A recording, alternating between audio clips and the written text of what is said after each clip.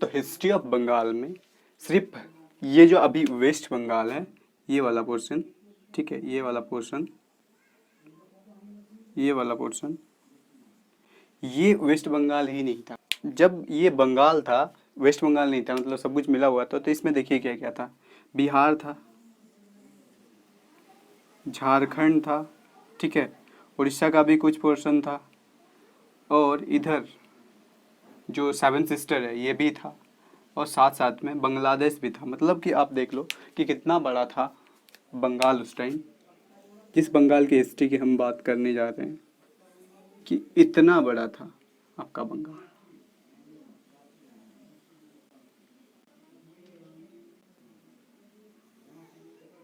इतना बड़ा राज्य था, अभी का उत्तर प्रदेश से बहुत बड़ा ही था उस टाइम का। देखिए इस बंगाल की हिस्ट्री के बारे में हम लोग बात कर रहे हैं। देखिए यहाँ पे कितने राज्य, ऑलमोस्ट इधर सेवन सिस्टर, ठीक है, ऊपर में यहाँ पे जो वेस्ट बंगाल है ये तो है ही, बांग्लादेश है जो एक बाद में अलग होके एक अपना खुद का देश बन गया। फिर ये बिहार है, ये झारखंड है जब अभी जिसमें हम लोग रह रहे हैं, उड़ीसा है, इतने सारे राज्य मिल के वो उस टाइम बंगाल हुआ करता था, काफ़ी बड़ा राज्य था। देखिए इससे पहले जो हम लोगों ने कुछ हिस्ट्री के क्लासेस किए थे जिसमें हम लोगों ने देखे थे इस टाइम जो मुगल थे दिल्ली में, तो ये काफ़ी बंगाल के जैसे ही काफ़ी छोटे छोटे स्टेट पे क्या अपना रूल करते थे। यहाँ पे कोई किसी को रख देते थे, फिर यहाँ से टैक्स लेते थे। यहाँ पे अब क्या हुआ कि ये जो वेस्ट बंगाल है, यहाँ के जो नवाब थे वो स्ट्रांग होने लगे, क्योंकि इधर वीक पड़ने लगे थे। इधर दिल्ली में वीक पड़ने लगे थे। तो फिर धीरे धीरे यहाँ के नवाब जो है ना अपने शासन स्ट्रांग बनाने लगा। और इसी टाइम देखिए क्या हुआ, अंग्रेज आया, ठीक है। यहाँ पे जो रिकॉग्नाइज्ड और फेमस जो नवाब माने जाते हैं, 3 माना जाता है, ठीक है, वो मैं स्टेप बाय बता देता हूँ। देखिए यहाँ पे कौन कौन नवाब थे। पहले तो ये जान लीजिए कि कितने स्टेट यहाँ पे मिल के हुए थे। बिहार, झारखंड, उड़ीसा, जो अभी वेस्ट पश्चिम बंगाल है, बांग्लादेश और सेवन सिस्टर, ये सारा का सारा मिला हुआ। तो बंगाल के नवाब की बात करूँ तो 4 मोस्ट नवाब, मतलब कि जो फेमस नवाब थे उनके नाम है। पहले तो मुर्शिद अली खान, ठीक है, मुर्शिद अली खान 1700 के आसपास इसका राज माना जाता है। 1727 में ये मर जाते हैं, ठीक है। उसके बाद इसके जगह पे इसका उत्तराधिकारी कौन होता है, उसका सोन इन लॉ, ठीक है, उसका दामाद कौन है, ये सौजाउद्दीन, ठीक है। सौजाउद्दीन क्या है ना कि मुर्शिद अली खान के जगह पे वहाँ का नवाब बनता है, लेकिन 1739 तक ही ये अपना राज कर पाता है। और उस 1 साल बाद ही, ठीक है, 1 ईयर लेटर, 1 साल बाद ही इसको मार दिया जाता है, ठीक है। ये सिजाउद्दीन और उसके बेटे को मार दिया जाता है। किसके द्वारा? अली वर्दी खान के द्वारा, ठीक है। अली वर्दी खान के द्वारा मार दिया जाता है सिजाउद्दीन को, उसके बेटे को, ठीक है। और उसके बाद नवाब कौन बन जाता है? अली वर्दी खान। नवाब बन जा गया अब अली वर्दी खान सिजाउद्दीन को मारने के बाद। और फिर इसी के उत्तराधिकारी थे सिराजुद्दौला, ठीक है, यही सिराजुद्दौला, जिसके बाद कौन आता है इंडिया में? ईस्ट इंडिया कंपनी का राज होता है, यहीं से स्टार्ट होता है। तो ये 4 नवाब है, इसी को लेके हम लोग हिस्ट्री में आगे बढ़ेंगे, ठीक है। तो ये आपके 4 नवाब है, याद रखिएगा। कौन कौन? मुर्शिद अली खान, ये जो है सुजाउद्दीन, ये 1 साल के लिए रहता है इसलिए इतना ज़्यादा ये फेमस नहीं है, इसको याद रखने की। अली वर्दी खान, ठीक है, अली वर्दी खान को याद रखना पड़ता है, सिराजुद्दौला को याद रखना पड़ता है।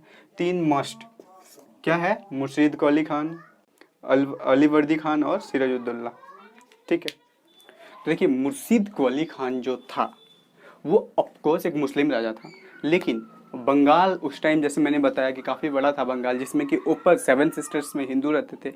इधर जो बिहार और झारखंड वाला पोर्शन है यहाँ पे भी हिंदूज बहुल मात्रा में थे। और थोड़ा सा जो बांग्लादेश वाला पोर्शन था वहाँ पे बहुत ज़्यादा मुस्लिम था। और फिर थोड़ा सा वेस्ट बंगाल साइड इधर हिंदू थे, मतलब कि मिक्सअप था। तो उसको सब कुछ मेंटेन करके चलना था, ठीक है। तो उन्होंने क्या किया, मतलब काफ़ी ऐसा देखा गया उसके राज्य कि वो काफ़ी अच्छे तरीके से इन चीज़ों को हैंडल करता था। मतलब कि जितना वैल्यू वो हिंदू को देता था उतना ही मुसलमान को देता था। काफ़ी ऐसे मतलब कि ऑफिस में बोलिए या तो मिलिट्री में बोलिए, देखा जाता है कि काफ़ी बंगाली को वो रखता था जो कि हिंदू था। ठीक है, तो इस हिसाब से देखा जाए तो वो हिंदू मुस्लिम में इक्वलिटी रखा हुआ था। और इसके बाद अगर देखें कि ईस्ट इंडिया कंपनी की बात, तो ईस्ट इंडिया कंपनी 1707 में इंडिया आ चुकी थी। ठीक है, वो मुर्शिद कुली के खान के टाइम ही आया था, लेकिन वो आया तो था। वो उस टाइम जिस तरीके से कि कंपनी बाहर से आती है तो उसको जैसे टैक्स लेना चाहिए वगैरह वगैरह, वो लेता था। ठीक है, काफ़ी अच्छे उसमें से जो भी परमिट कस्टम ड्यूटी लगता था वो लेता था। वो सिर्फ पैसे पे ही ध्यान देता था, ये सब नहीं सोचा था कि कंपनी आएगी और इस तरीके से मतलब कि अपना मिलिट्री बनाएगा और एक दिन स्टार्टिंग यहीं बंगाल से ही स्टार्ट करके ऑल ओवर इंडिया में राज करेगा। ठीक है, कॉलोनियन चल रहा था उस समय उसका, लेकिन उतना ज़्यादा फोकस होके उस बारे में नहीं सोचा था मुर्शीद कुली खान ने। फिर उसके बाद जब अली वर्दी खान आया, ठीक है, जैसे कि मैंने क्या बताया कि मुर्शीद कुली खान के बाद कौन आया था, उसका दामाद। ठीक है, उसको मार दिया जाता है अली वर्दी खान के द्वारा। तो अली वर्दी खान उस टाइम वहाँ का नवाब बन जाता है। उस टाइम उन्होंने लेकिन ईस्ट इंडिया कंपनी को कुछ दिन के लिए रोक दिया था, परमिशन नहीं दिया था। ठीक है, फिर सिराजुद्दौला आता है। सिराजुद्दौला अच्छे से उसको परमिशन देता है और वो केयर नहीं करता है कि आप सिर्फ पैसे दो। ईस्ट इंडिया कंपनी को बोलता है कि फिर आप देख लीजिए, अगर आपको मिलिट्री रखना है मिलिट्री के लिए भी परमिशन दे देता है। तो यही होती है गलती। ठीक है, इसके बाद उन्होंने अपनी, देखिए ईस्ट इंडिया कंपनी एक कंपनी है, अपना सिक्योरिटी के लिए ऐसे ऐसे वेपन रखते थे, ऐसे ऐसे गन रखते थे जो जो राजा है वहाँ का नवाब है उसके खुद के पास नहीं होता था।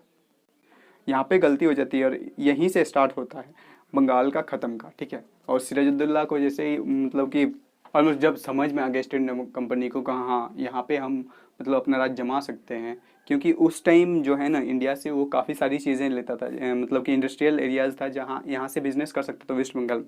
जैसे कि आपका मुर्शिदाबाद में सिल्क हो गया, हुगली कोलकाता कॉटन स्पेस के लिए बालासोर जो उड़ीसा में अभी पड़ता है, और भी ढाका में, ये सारी जगह से वो अच्छा बिजनेस कर लेता था। इसलिए यहाँ पे उन्होंने स्टार्ट मतलब कि अपना आर्मी लाना स्टार्ट कर दिया और कॉलोनियन बनाना स्टार्ट कर दिया था। इसी टाइम पे ईस्ट इंडिया कंपनी का और सारे कॉलोनियन था, जैसे कि आप अफ्रीका हो गया और काफ़ी जगह है जिसको ये अपना कॉलोनियन में पार्ट कॉलोनियन का पार्ट बना लिया था। जैसे कि साउथ ईस्ट एशिया हो गया, साउथ ईस्ट एशिया में काफ़ी सारे देश है, और अमेरिका का भी जो अभी क्या बोलते हैं लैटिन अमेरिका बोला जाता है, ये भी उसके अंडर उस टाइम आता था।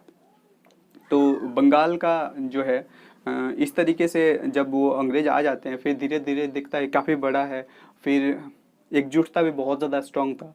तो फिर धीरे धीरे इसको तोड़ना स्टार्ट किया, बोला कि देखिए इतना बड़ा राज्य को चलाना मुश्किल है, एक गवर्नर द्वारा चलाना मुश्किल होता है। तो इसीलिए धीरे धीरे देखिए कितना पार्ट में डिवाइड किया गया। सेवन सिस्टर ऊपर का देखिए उसको एक पार्ट में डिवाइड किया, असम उसमें से सबसे बड़ा राज्य था। ठीक है, फिर बांग्लादेश वाला पोर्शन, मतलब बांग्लादेश और बंगाल उस टाइम एक ही जगह, लेकिन इधर जो है ना ये उड़ीसा, उसके ऊपर में झारखंड, उसके ऊपर में बिहार, ये वाला पार्ट को भी उन्होंने अलग अलग कर दिया। फिर बाद में काफ़ी लगभग कितना देखा जाए तो उधर 7 8 9 मतलब कि 10 12 पार्ट में बंगाल को डिवाइड कर दिया। ऐसे भी उस टाइम डिवीज़न के टाइम बहुत सारे लोग मतलब कि मूवमेंट में पार्टिसिपेट लिए थे, जैसे जो बाल गंगाधर तिलक और लाला लाजपत राय, ये सारे लोग उसी टाइम पे स्टार्टिंग हुए थे, मतलब कि अपना मूवमेंट स्टार्ट किए थे। उसी को माना जाता है कि भारत का जो पहला स्ट्रॉन्ग मूवमेंट उन्हीं लोगों के द्वारा चलाया गया था। तो बंगाल का हिस्ट्री इतना ही है।